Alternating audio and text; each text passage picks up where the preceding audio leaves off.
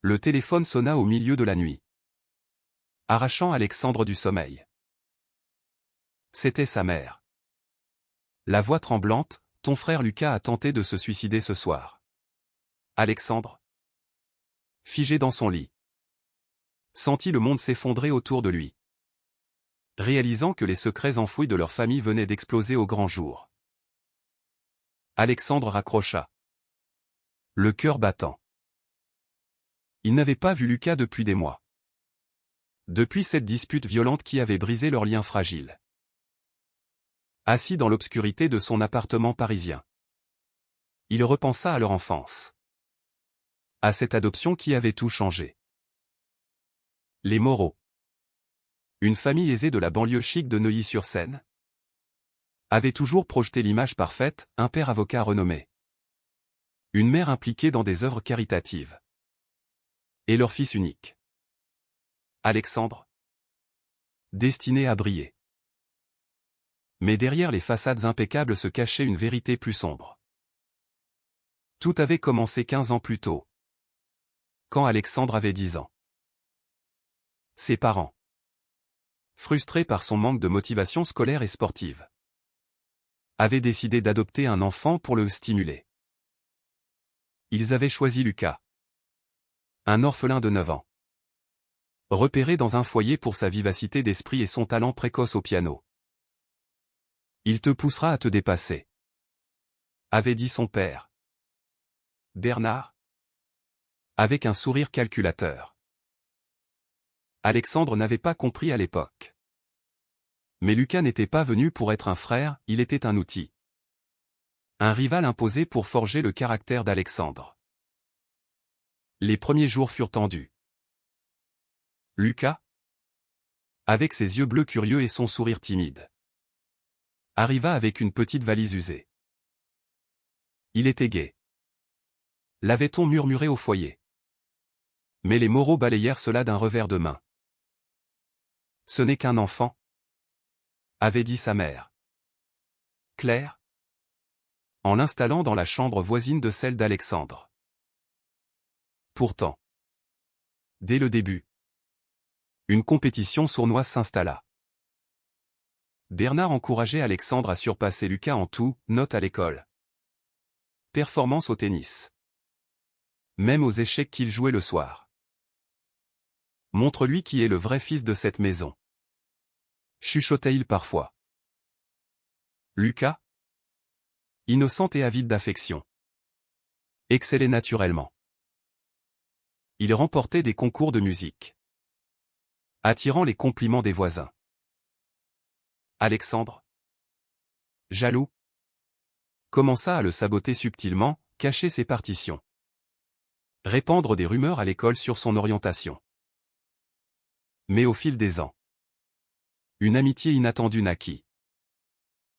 Les nuits où il se confiait dans le noir, Lucas avoua son attirance pour les garçons. Et Alexandre, surpris, se sentit pour la première fois compris dans ses propres doutes naissants. À l'adolescence, les pressions familiales s'intensifièrent. Bernard, homophobe refoulé, tolérait Lucas tant qu'il servait de catalyseur pour Alexandre. S'il te motive à être le meilleur, tant mieux, disait-il. Mais quand Lucas gagna une bourse pour le Conservatoire de Paris, la jalousie d'Alexandre explosa. Ses parents, au lieu de féliciter Lucas, minimisèrent son succès, c'est bien. Mais Alexandre va entrer à Sciences Po. C'est plus prestigieux. Alexandre, encouragé, commença à isoler Lucas, le traitant de l'adopter devant leurs amis. Un soir, lors d'une fête familiale, Alexandre humilia Lucas publiquement. Tu n'es ici que pour me faire briller, lança-t-il, ivre de vin. Lucas, blessé, s'enfuit en larmes. Ce fut le début d'une spirale. Alexandre, rongé par la culpabilité, se rapprocha pourtant de lui en secret. Leur conversation devint intime, une attirance mutuelle émergea. Timide et interdite. Un baiser volé dans le jardin. Sous les étoiles. C'est là leur lien. Mais la peur les sépara, Alexandre. Terrifié par les réactions familiales. Choisit de nier ses sentiments. Les années passèrent. Alexandre intégra Sciences Po. Comme prévu. Tandis que Lucas luttait contre la dépression. Les moraux, sentant que Lucas n'était plus utile, commencèrent à le marginaliser, moins d'argent de poche. Des remarques sur son style de vie. Lucas, découvrant peu à peu la vérité sur son adoption ou des papiers mal rangés révélant des notes de Bernard sur l'utilité de l'enfant, se sentit trahi. Il confronta Alexandre, « Étais-tu au courant? Suis-je juste un pion pour toi ?» Alexandre nia. Mais le doute s'installa. Leur relation, déjà fragile, se teinta de méfiance. Lucas, pour survivre, se concentra sur sa musique, composant des pièces qui exprimaient sa douleur. Alexandre, de son côté, excellait en apparence. Mais intérieurement, il luttait contre son orientation sexuelle. Les dîners familiaux devinrent des champs de bataille, Bernard louait Alexandre, ignorant Lucas, qui bouillonnait en silence. Un jour, Lucas remporta un concours international de piano. Les journaux en parlèrent, le prodige adopté qui conquiert Paris. Pour la première fois, le spotlight était sur lui. Bernard, furieux, ordonna à Alexandre de reprendre sa place. Alexandre, sous pression, sabota Lucas, il répandit une rumeur anonyme sur les réseaux sociaux, accusant Lucas de plagiat. La nouvelle se propagea. Et Lucas fut suspendu du conservatoire en attendant une enquête. Dévasté, Lucas confronta Alexandre, « C'était toi, n'est-ce pas? Pour me voler ma gloire ?» Alexandre, les larmes aux yeux, avoua. Ils m'ont forcé. Je t'aime, mais je ne sais pas comment m'en sortir. Leur amour, né dans la douleur, semblait condamné. Lucas partit, coupant les ponts.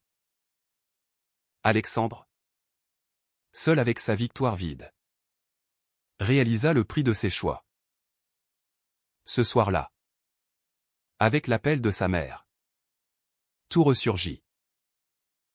Alexandre sauta dans sa voiture, filant vers l'hôpital. En route, il repensa à leurs moments volés, les promenades le long de la Seine, les rires partagés. Arriverait-il à temps pour réparer? À l'hôpital Cochin, Alexandre trouva Lucas dans une chambre blanche et froide, branché à des machines qui bipaient doucement. Sa mère, Claire, était assise à côté, les yeux rougis. Il a avalé des pilules, murmura-t-elle. Les médecins disent qu'il va s'en sortir. Mais pourquoi? Alexandre? Qu'est-ce qui l'a poussé à ça?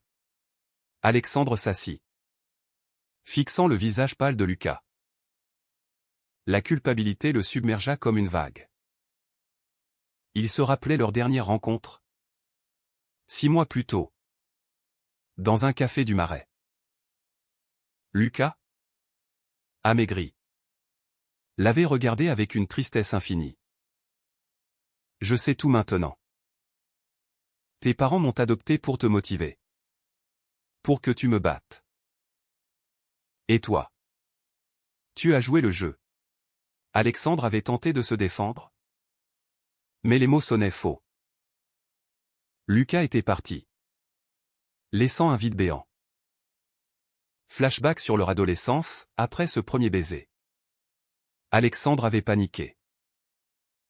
La société française Malgré ses avancées. Portait encore des stigmates. À Neuilly.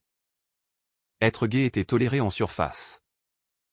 Mais pas dans une famille comme les Moreau. Où l'image primait. Bernard, avec ses discours conservateurs, avait souvent raillé les déviants. Alexandre, craignant le rejet, avait choisi la façade, sortir avec des filles. Exceller en politique étudiante. Tout pour plaire à ses parents. Lucas, lui, assumait son orientation. Au lycée, il avait subi des moqueries. Mais sa musique le protégeait. Quand Alexandre le défendait en privé, mais l'ignorait en public, Lucas souffrait en silence. Leur relation clandestine devint un tourment, des rencontres secrètes dans des parcs. Des messages codés. Mais chaque fois, Alexandre reculait. Invoquant la famille. Si papa l'apprend, il nous déshéritera tous les deux. La découverte de la vérité sur l'adoption brisa Lucas. En fouillant dans le bureau de Bernard, il trouva un journal, adopter un enfant talentueux pour stimuler Alexandre. Le rival idéal. Lucas confronta Claire, étais-je juste un outil? Elle pleura. Avouant que c'était l'idée de Bernard. Pour sauver leur fils unique. Lucas, effondré, se tourna vers Alexandre. Espérant un allié. Mais Alexandre, terrifié, choisit le silence. Le sabotage du concours fut le point de non-retour. Alexandre, pressé par son père, ne laisse pas cet adopté te voler la vedette postale à rumeur depuis un compte anonyme. Lucas perdit tout, sa bourse, sa réputation. Il sombra dans la dépression. Errant dans Paris. Dormant chez des amis. Alexandre, de son côté, obtint un stage prestigieux à l'Assemblée nationale. Mais la victoire avait un goût amer. Ses nuits étaient hantées par des cauchemars de Lucas seul. À l'hôpital. Lucas s'éveilla. Voyant Alexandre, ses yeux s'emplirent de larmes. Pourquoi es-tu là? Pour achever le travail? Alexandre secoua la tête. Je suis désolé. J'ai tout gâché. Ils parlèrent des heures. Déversant des années de douleur. Lucas raconta son enfance au foyer. Son espoir d'une vraie famille. Alexandre avoua ses luttes internes, j'ai toujours su que j'étais gay. Mais j'avais peur. Peur de perdre tout. Claire, écoutant depuis la porte, entra. C'est ma faute aussi. J'ai laissé faire. Elle révéla que Bernard avait orchestré l'adoption pour des raisons égoïstes, ignorant les conséquences humaines. Lucas, faible mais déterminé, demanda, et maintenant? Allez-vous me renier? Alexandre prit sa main. Non. Je vais dire la vérité. Le lendemain, Alexandre confronta son père chez eux. Bernard, dans son bureau au mur tapissé de livres de droit, nia d'abord. C'était pour ton bien. Regarde où tu es maintenant. Alexandre explosa, à quel prix? Lucas a failli mourir. Et moi? Je vis un mensonge. Il avoua son orientation et son amour pour Lucas. Bernard, choqué, le traita de traître. Tu vas tout détruire pour cette. Adopté? La dispute dégénéra. Bernard menaça de le déshériter. Alexandre, pour la première fois, tint bon. Je préfère perdre l'argent que perdre Lucas. Il partit, claquant la porte. De retour à l'hôpital, il trouva Lucas en meilleure forme. Ensemble, ils décidèrent de porter plainte pour diffamation contre l'auteur de la rumeur, Alexandre lui-même. Prêt à se dénoncer. Mais la société n'était pas clémente. Les médias s'emparèrent de l'histoire, scandale dans une famille bourgeoise, adoption manipulatrice et amour interdit. Alexandre perdit son stage, des amis se détournèrent. Lucas, innocenté, reprit sa musique. Mais marqué. Leur relation, exposée, devint un combat public contre les préjugés. Claire, déchirée, choisit de soutenir ses deux fils. Elle divorça de Bernard, qui s'isola dans son amertume. Alexandre et Lucas emménagèrent ensemble dans un petit appartement à Montmartre, reconstruisant leur vie. Mais les cicatrices restaient, chaque regard en rue, chaque article rappelait leur passé. Un soir, lors d'un concert de Lucas, Alexandre applaudit depuis la première rangée. Lucas dédia sa pièce à celui qui m'a brisé et reconstruit. La salle ovationna. Mais Alexandre savait que le chemin était long. Les mois suivants furent un tourbillon de thérapie et de confrontation. Alexandre, sans emploi, luttait contre la dépression.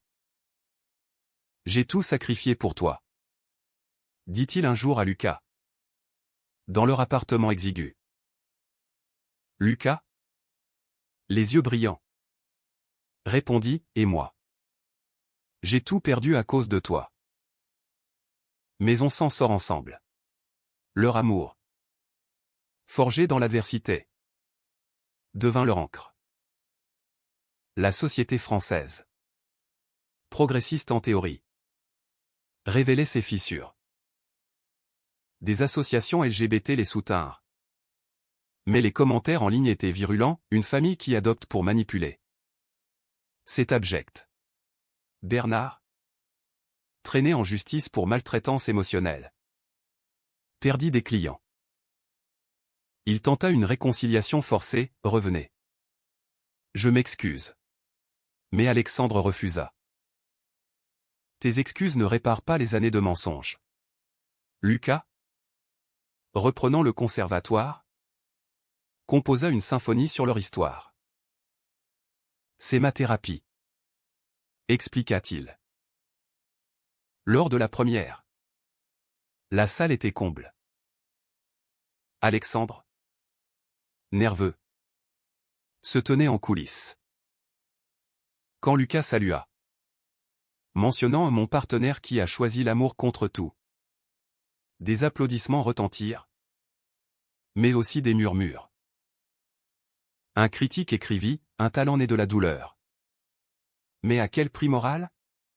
Les conflits internes persistaient. Alexandre doutait, avait-il vraiment aimé Lucas? Où étaient ceux de la culpabilité? Lucas, hanté par la trahison, se réveillait en sueur. Ils consultèrent un thérapeute, explorant les abysses de leur psyché.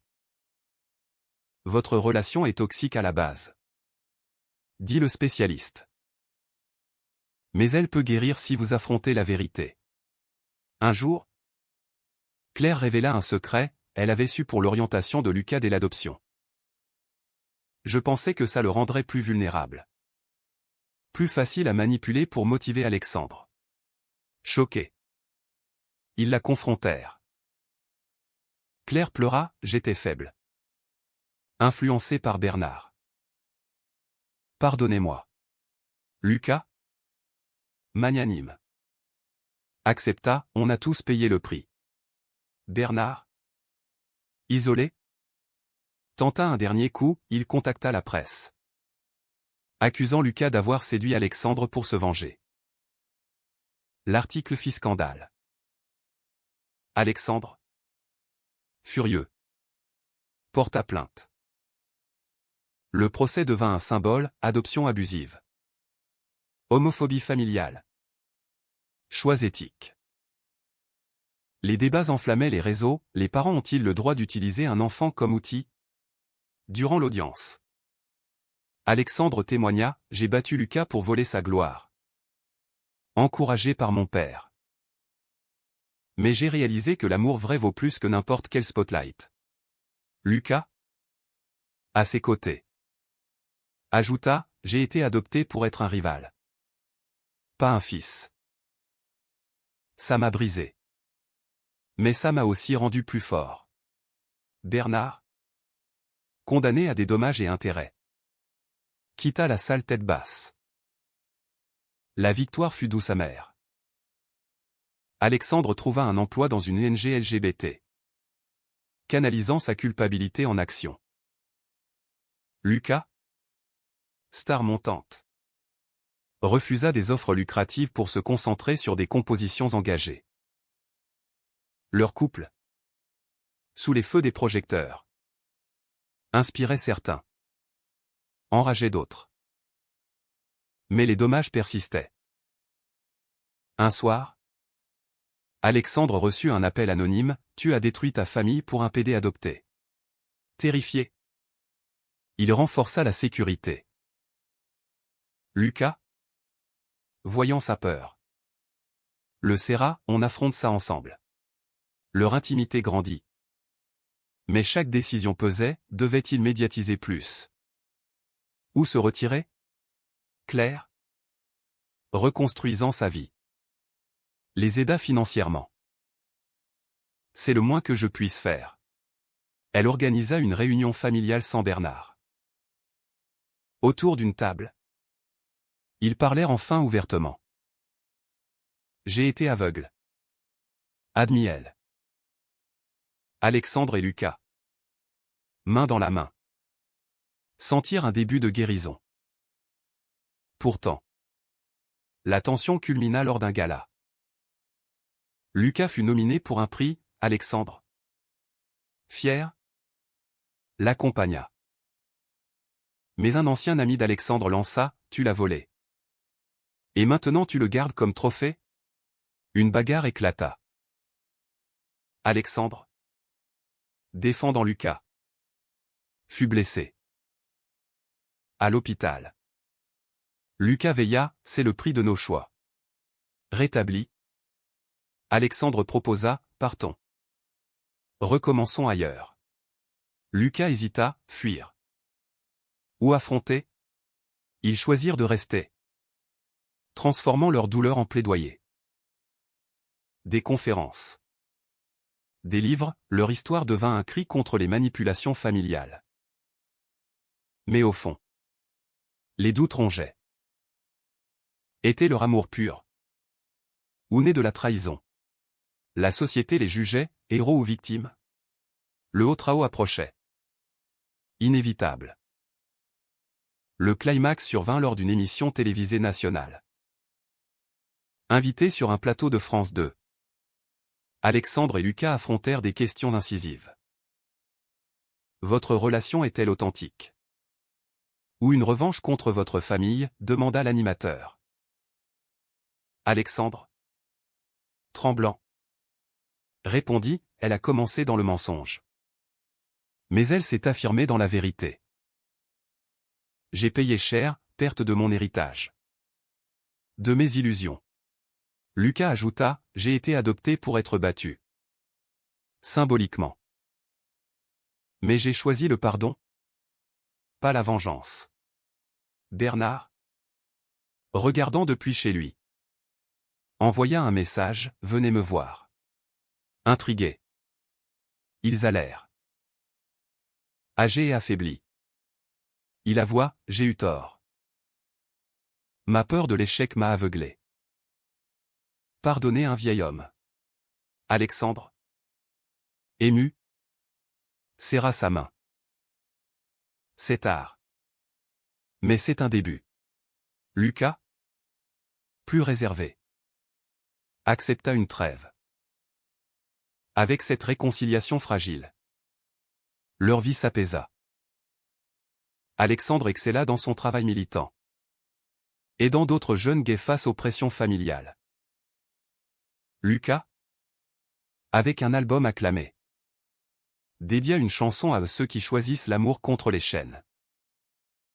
Leur appartement devint un havre où ils discutaient tard des dilemmes éthiques. Jusqu'où va le devoir filial? La société peut-elle changer? Mais les cicatrices marquaient leurs âmes.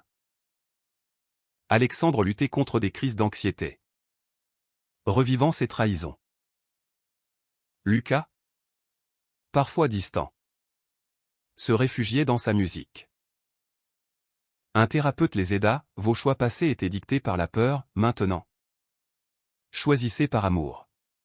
Ils renouvelèrent leurs vœux en privé, sous la tour Eiffel, symbole de leur résilience.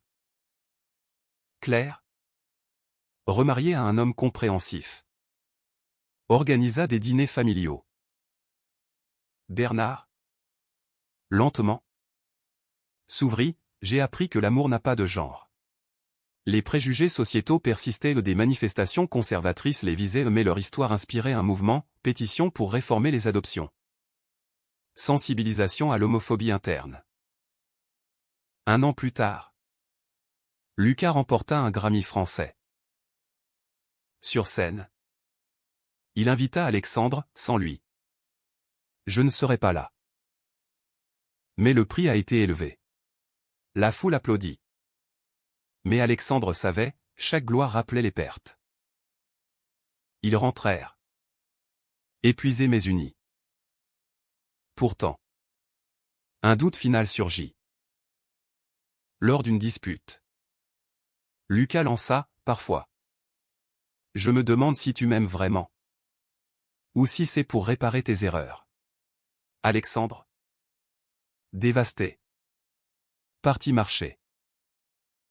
Au bord de la Seine. Il réfléchit, ses choix avaient détruit. Puis reconstruit. Revenant.